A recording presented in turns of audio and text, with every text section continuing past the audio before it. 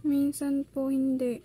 Sa mga projects po sa mga eskwelahan, kailangan ko rin pong gumastos. Mga ambagan po, Mm-mm. ganun po. Mm-mm. Kaya minsan nauubos din po yung budget ko.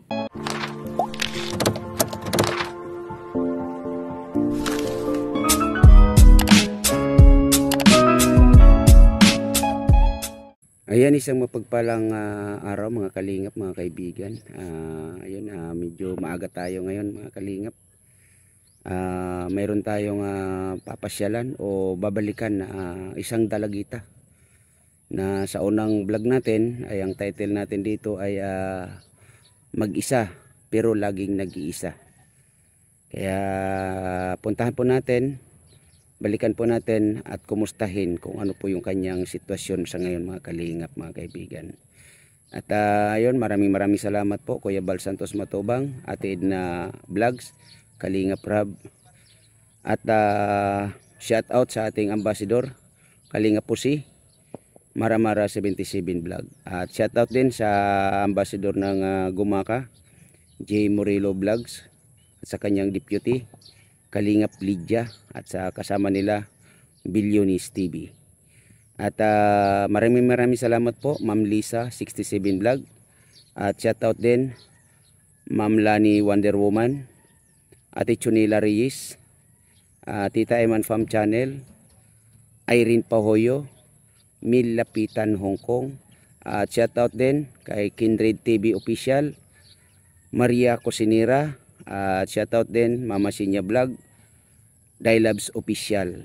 At mga kalingap, mga kaibigan, at sa lahat ng ating mga viewers dyan, maraming salamat po sa support ninyo sa inyong lingkod, Kalingap Tatay Papsi.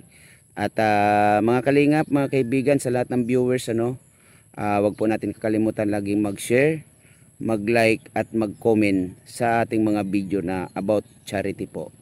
So mga kalingap, mga kaibigan, samahan nyo ko at kumustahin natin para malaman natin ang sitwasyon ng dalagitang ito. Ngayon mga kalingap, nandito tayo sa bahay nila Idlin Simira. Ayan, maaga tayo dito. Ayan, nagwalis pala itong batang ito mga kalingap, mga kaibigan. Ayan, ganda ng halamanan nila, no? Ayan, nagwalis pala siya. Ayan, siguro ito yung mga tuta nila, no? Ayan, ang cute. Diba? Mga halaman. Ayan ang halaman. Malinis. May labahin. Ayan. Malinis dito mga kalingap, mga kaibigan. At yung sitwasyon siguro nila ng bahay nila rito, maano tong batang to, masipag. Yan, mga puno ng nyug, bagong tanim. Yan, ang lawak ng kanilang luti. Yan mga kalingap. Ayun siya. Diba? So yun, lapitan natin mga kalingap. Lawak. Nasa gilid sila ng mga bakhawan. Hello Idlin, kumusta? Okay lang po. Ang aga mo yatang naglilinis. Opo. Kumusta naman yung ngayong pag-aaral sa ngayon? Okay naman po. Si mama mo, umuwi ba? Hindi pa po. So ibig sabihin nung na-vlog kita nung una, hanggang ngayon hindi pa umuwi mama mo? Hindi pa po. Paano yung pang araw-araw na budget mo? Pinadala niya naman po ako. Magkano naman yung pinadala niya? Ano po? 100, ay ano po? 1K po. 1,000. Opo. Yung 1,000 na yun pang mo yun, pang isang linggo, pang 2 linggo, 3 linggo o isang buwan? Isang buwan po. Pang isang buwan. Ano naman yung mga nabibili mo doon sa 1,000? Pambaon ko po, tsaka po pang ulam, tapos pambigas po. Pang ulam, pambigas, pambaon. So sa pamasahe mo doon sa papuntang school, wala, hindi kasama doon? Hindi po, naglalakad po ako. So, di ba dun sa unang pag-uusap natin, yung pagpasok mo ng school is naglalakad ka at malayo ang nilalakad mo. Ilang minutes ang nilalakad mo 30 manggaling? minutes po. 30 minutes. 30 minutes. Pero kung mamamasahe ka naman, mas madali, no? Opo. Magkano nga yung pamasahe mo doon? 10 pesos po. 15 pesos. So, back and forth, 30 pesos. Opo. So, ngayon, Idlin, bumalik ako dito, no, para makumusta ka. Ito bang area nyo na to dito ay inaabot ba ng anong tawag nito? Tubig? Opo. Pag inaabot hanggang doon ba sa ano na nyo no yan? Sa silong nyo? Opo, abot po. Inaabot talaga ng tubig? Opo. Okay. Mga ano yan, araw-araw, gabi-gabi na inaabot ng tubig? Di naman po. Kapag August lang po. Ilang buwan yan ang mga ganon? Magmula August, mga ilang buwan? Mga ano po yata. 1 buwan lang po. Doon sa loob ng 1 buwan na yon, inaabot kayo ng tubig sa ganitong area? Opo. Okay. So, pagkatapos mo, ang aga mo naglinis sa Idlin, ano? Ganito ba yung ginagawa mo? Opo. Sa tuwing umaga, pag wala kang pasok? Opo. Kasi mga kalingap, mga kaibigan, ngayon ay Saturday. Saturday morning. Inagahan natin na pagpunta dito sa bahay nila, Idlin Simira, no, mga kalingap, mga kaibigan, para naman yun nga, makumusta natin, malaman natin kung ano yung kanyang kalagayan, at ayun nga, yung kanyang nanay daw ay hindi umuwi. Magmula nung na-vlog natin, mga kalingap, mga kaibigan. At ito pala ang ginagawa ng batang ito, ng dalagitang ito, ay pag wala siyang pasok, ay ito, naglilinis siya ng kanilang bahay. Ngayon, Idlin, pagkatapos ng paglilinis mo dito sa ano bang tawag nito? Natad? Natad ba? Opo. Oo, sa natad. Ano ba tong lote na to sa inyo? Natad po. Hindi, itong lote sa inyo ba to? Opo. Okay. Yung bahay na yan, sa inyo rin yan, tama? Opo. Okay. Ngayon, pagkatapos ng paglilinis mo dito, ano naman yung susunod na gagawin mo? Magsasaing po. Magsasaing ka na naman. Opo. Sino yung makakasama mo habang nagsasaing ka? Ako lang po. Ikaw lang din mag-isa. Yung, di ba yung sabi mo, yung mga aso mo, nasaan yung mga aso mo? Nasa kabilang bahay po. Nagkikigala. Opo. Nakita ko doon nung pagpasok ko doon sa gate nyo, mayroong mga tuta. Yun ba yung magiging kasama mo uli? Opo. O ipinamimigay mo o binibinta mo yung mga tuta na yan? Pinamimigay po yung iba. Okay. So yung yung aso mo pala na dalawang kasama is yun talaga yung bantay mo. Opo. Okay. Ano yun, binibigyan mo ng itak? Hindi po. Di siyempre kasi itak, bantay, di ba? Kailangan nila ng anong tawag nun, yung panangga o sanggalang, di ba? Ano ba, binibigyan mo ba siya? Sabi mo, hindi mo naman binibigyan itak. Anong binibigay mo? Pamalo? Or ano na, para ipagtanggol ka? Ganun ba? Hindi po. Anong binibigay mo doon sa aso mo para bantayan ka? At ano yung sinasabi mo? Pagkain po. Pagkain. Paano yan? Pag halimbawa, may pupunta dito or mag-ano dito sa bahay ninyo at pakakainin yung aso ninyo. Kasi tahimik na lang sila. Ganon. Paano yan? Hindi ka na nila mababantayan. Hindi, mga kalingap, mga kaibigan, medyo seryoso itong dalagitan na to, kaya medyo pinapangiti natin, ano. So ngayon, Idlin, sabi mo pagkatapos maglinis dito, ayan, magsasaing ka. Opo. Okay. So sige, magsaing ka muna at maya maya ay magkukwentuhan ulit tayo, no? Opo. Siguro pagkatapos natin magkwentuhan, ano ba, gusto mo bang mamasyal? Gusto mo bang ipasyal kita sa SM North sa Maynila? Gusto mo ba? Alam mo ba kung saan yung SM North? Hindi po. Hindi. Nasa Maynila yun. Sige, Idlin, mamaya hanap tayo ng makakakwentuhan natin about dito kay Idlin Simira. At ganun nga Idlin, Idlin, sige, tapusin mo muna itong paglilinis mo dito, din mamaya sabi mo magsasaing ka. Habang nagsasaing ka mamaya o nagluluto ka ng iyong almusalan, magkukwentuhan tayo, okay? Sige po. Okay lang ba sa'yo? Apo. Okay, sige. Ayan, hello Edlin. Hello. Ayan, medyo natagalan ako, no? Nakimaritis muna ako saglit. Ayan, kumusta? Nagsasaing ka na? Tapos na po. Tapos ka na magsaing? Okay. Sige, ano yung, ito ba yung ano mo? Ano bang, sa tuwing umaga ba, ano bang ano mo? Nagkakapi ka, naggagatas, ano ba? Nagkakape po. Kapi. Okay. Mausok mga kalingap, mga kaibigan. Ayan, medyo natagalan tayo, no? Kasi nakamaratis muna tayo. Ayan, may nakita ko doon ng mga, ulitin ko yung mga tuta. No? Ano ba yung maglalaba ka ba? Opo. Babalinawa na po. Ayun, bilis naman. Ibig sabihin, yung mga ginagawa mo na ganyan, pagkagising mo ng umaga, sa oras ng araw nang wala kang pasok, pagkagising mo ng umaga, maglilinis ka, magwawalis, tapos maglalaba, magsaing. Ganun yung mga ginagawa mo dito. Opo. Hindi ka ba mahilig sa mga galaan or pasyal-pasyalan? Hindi po. So ano ng sarili mo, parang hindi ka ba naboboard dito sa inyo? Hindi naman po. Ano yung mga kadalasang ginagawa mo dito pag ikay mag-isa? Ano po, naglilinis lang po ng bahay. Mga ginagawa po dito sa bahay. Yun po. Ano yung kadalasan mo na nabibiling ulam?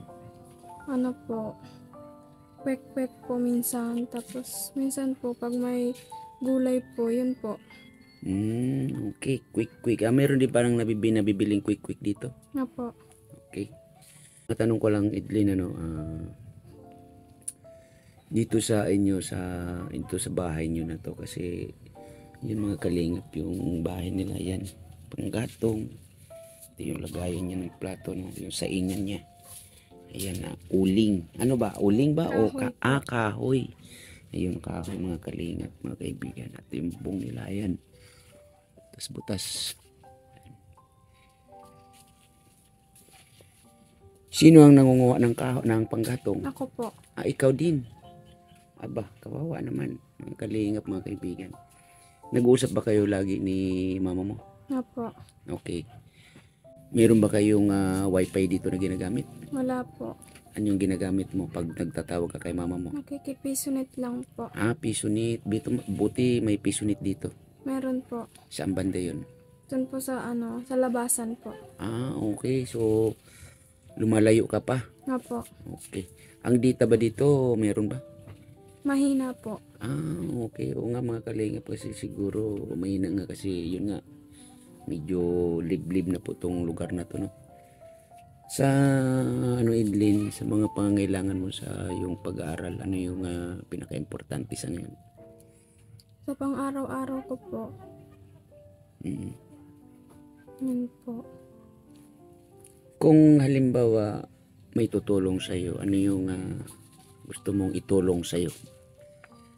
Ang Team Kalingap ay handang tumulong sa mga katulad ninyo, no? Lalong-lalo sa katulad mo na nag-iisa. Huwag kang mag-alala. Pwede mong sabihin sa akin kung ano yung tulong na pwedeng ipaabot sa iyo. Gusto ko lang po yung matulungan po ako makapagtapos ng pag-aaral. Yung mga panggastos ko po sa sa pag-aaral. Di ba nasabi mo wala kang kapatid? Wala Ikaw, po. oo, ikaw lang mag-isa. Since ba talaga magmula nung ikay pinanganak, hindi na nagkaroon ng anak uli si mama mo? Hindi na po. Okay. Bakit hindi na nagkaanak si mama mong muli? Ano ba, nagsama ba sila ng papa mo? Nagsama din sila pero Opo. hindi ka nasundan. Okay. Hindi na po. Nagisnan mo rin si papa mo? Hindi po. Hindi. Okay, yun nga sa unang video mo, no? Hindi mo nagisnan. Pero yun nga, sa pangalan is kilala mo naman, di ba? Opo. Ano yung pagpapakilala sa iyo ng mama mo doon sa kwento doon kay papa mo? Wala naman po siya masyadong nababanggit doon. Kailan pa nagawa ni mama mo na mga ilang taon ka sa palagay mo no nang iniwan ka ng mama mo na kumbaga ikaw na lang mag-isa? Ano ba, umalis ba siya nung kaya mo nang asikasuhin o alagaan yung sarili mo, or iniwan ka sa mga kapitbahay or kamag-anak ninyo para magtrabaho siya? Ano ba yung naging kumbaga ano yung naging sitwasyon, yung may isip ka na ba nung time na yun nang nagtrabaho si mama mo sa malayo? Wala pa po akong isip noon. Iniwan lang po ako ni mama sa mga kamag-anak po namin. Okay. So ibig sabihin nung talagang magmula nung ikay bata ay nangatulong na si mama mo, tama? Opo. Okay. Ano yung ginagawa niya nung siya'y kasalukuyan nangangatulong nang ikay maliit pa noon na iniwan ka kamo sa iyong mga kamag-anak? Ano yung ginagawa niya? Nagpapadala ba siya or ano bang paraan niya para at least masustentuhan ka? Anong paraan ang ginagawa ni mama mo? Umuwi po siya. Kada linggo po yata siya umuwi, tapos nag-iiwan po siya ng pera para po pangkain ko. Okay. Yun nga, mabalik tayo doon sa kwento ng tatay mo, no. Sabi mo wala naman na ikukwento masyado si mama mo about sa yung tatay. Kung sakasakali ba, ito hindi naman sa pag-ano, no, kasi doon sa unang video na sabi mo naman na para sa'yo wag na lang kasi matagal na niya kayong iniwan. Pero yung sa akin naman bilang tatay, no, at ikay anak nun, kung papalarin, halimbawa mapanood itong kwento, itong sitwasyon ninyo ng iyong tatay, halimbawa magpaabot siya ng tulong or gusto kanyang makumusta, tumawag siya sa iyo, or hanapin ka para at least makabawi, ano yung mararamdaman mo at tatanggapin mo ba siya or tatanggapin mo kung ano man yung tulong na ipapaabot niya sa iyo? Siguro po. Kasi hindi ko naman po siya basta-basta matatanggap agad-agad kasi po iniwan niya po kami ng matagal. Masakit din po para sa amin yun. Ano po. So mga kalingap, mga kaibigan, siguro nga ganun yung ng batang ito, no, kasi yun nga, medyo matagal-tagal or talagang matagal na walang komunikasyon, or yun nga sa kwento niya na hindi nagpapadala or kung ano man. Baka naman nung ikay bata pa no na wala pang isip, nagpapadala naman si papa mo or nagsusupport sa'yo. Wala bang naikukwento si mama mo about sa pagsusupport sa'yo nung ikay sanggol pa nun? May nakwento naman po siya. Sabi niya po, magsimula po nung baby po ako, nung nilabas po ako, di na po nagpakita. Ay, ganon. So, parang ano lang na, kumbaga mga kalingap, mga kaibigan, parang kumain lang pala yung tatay niya ng isang chichirya, no? Kumain ng chichirya at nung naubos yung laman, ay ayun nga, itinapon yung pinaglagyan ng chichirya. At ito nga yung nangyari kay Idlin, no? Na iniwan na lang ng ganun-ganun ng kanyang tatay.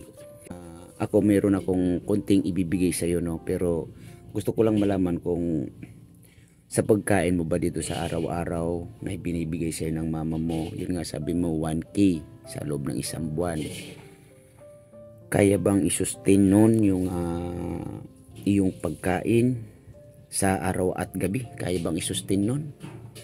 Minsan po hindi.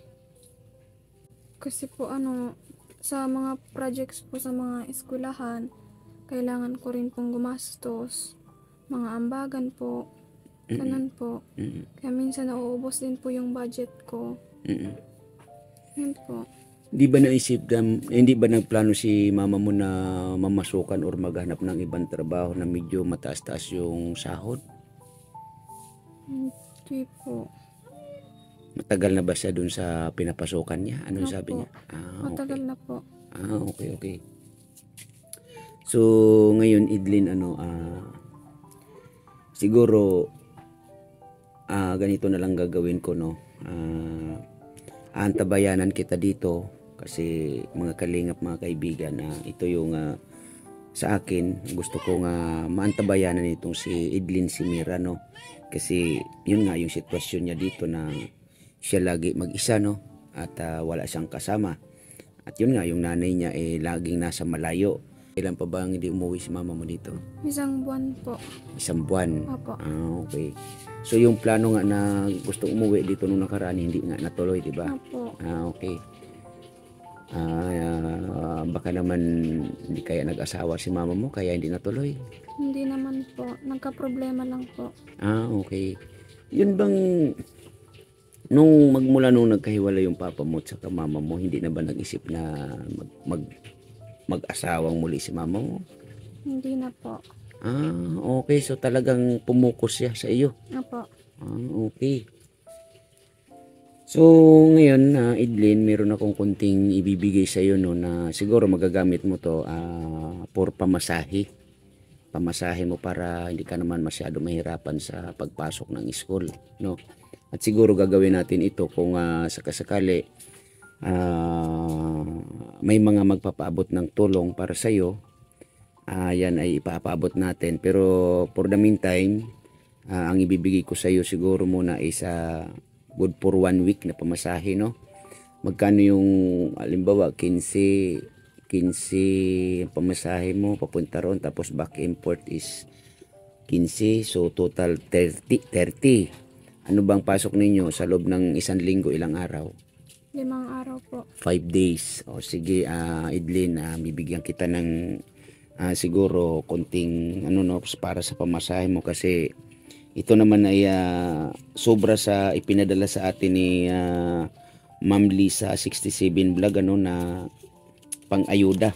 At ito ay paghahati-hatiin din natin para makatulong tayo, mga kalingap, mga kaibigan, sa mga sitwasyon o kalagayan na ganitong estudyante, no? Ito nga yung ang kwento niya ay ganun nga, yung mama niya ay ganito. Sige, Idlin, ito bibigyan kita ng konting halaga, no? Siguro magagamit mo to ng pamasahe mo next week. At siguro by next week uli or ilang araw babalikan kita rito para kumustahin. Okay lang ba sa'yo na mabalik-balikan ka dito at makumusta ka lagi? Okay lang ba Opo. sa'yo? Okay lang po yun. Okay. So, Idlin Simira, ito, tanggapin mo to, no? Sana makadagdag or makatulong sa iyo yan sa pag-aaral, no? At yan ay galing kay Ma'am Lisa 67 Vlog ng Canada. At pagdamutan mo yan, kasi ayan ay yung sobra yan sa ipinadalang pambili ng bangka doon sa ating na tulungan din, na katulad nyo rin na hirap sa pamumuhay. So, Idlin, pasalamat ka kay Ma'am Lisa. Maraming salamat po, Ma'am Lisa 67 Vlog, sa pinaabot niyo pong tulong. Sobrang laking tulong na po ito para sa akin. Maraming salamat po. Humingi rin po ako ng tulong sa inyo pang makapagtapos po ako ng pag-aaral. Yun lang po. Maraming salamat po. Lagi ka pong mag-iingat dyan, Ma'am Lisa. Maraming salamat po. Okay. So, Idlin, ayan, maraming salamat sa pagpapaunlak ng kwento ng yung pamumuhay na ikaw ay mag-isa dito, no? At hayaan mo, kung may magpapaabot ng tulong sa iyo, huwag kang mag-alala at ihatid ko yan para sa iyo. At sana kung may magpapaabot ng tulong sa iyo ay pangalagaan mo, gamitin mo sa tama, kasi ay tulong para sa iyong pag-aaral. Okay? Ayan lagi ang pinapayo ko sa lahat na natutulungan din natin, At ngayon sa iyo nga, kung sakasakali, ulitin ko, kung may tulong o tutulong sa iyo, gamitin mo sa tama. Mahilig ka ba sa barkada? Hindi po. Okay, salamat naman kung ganun. At sana sa susunod na pagkukwentuhan natin, madatnan ko dito yung iyong mama. Opo. Okay, para makakwentuhan ko rin. Okay? So, Idlin, maraming salamat at lagi kang mag-iingat dito. Maraming salamat po sa ipinabot niyong tulong. Okay. At yung mga aso mo, kung maaari, bigyan mo ng mga pananggalang, ano, para mabantayan kang maigi, ha? Opo. Bigyan mo talaga, ha? Okay. So, Edlin, salamat ha. Opo, maraming salamat po. Okay. So mga kalingap, mga kaibigan, maraming salamat po sa inyong panonood. At Ma'am Lisa, ingat po palagi. At sa lahat, again, thank you and God bless us all. Bye-bye!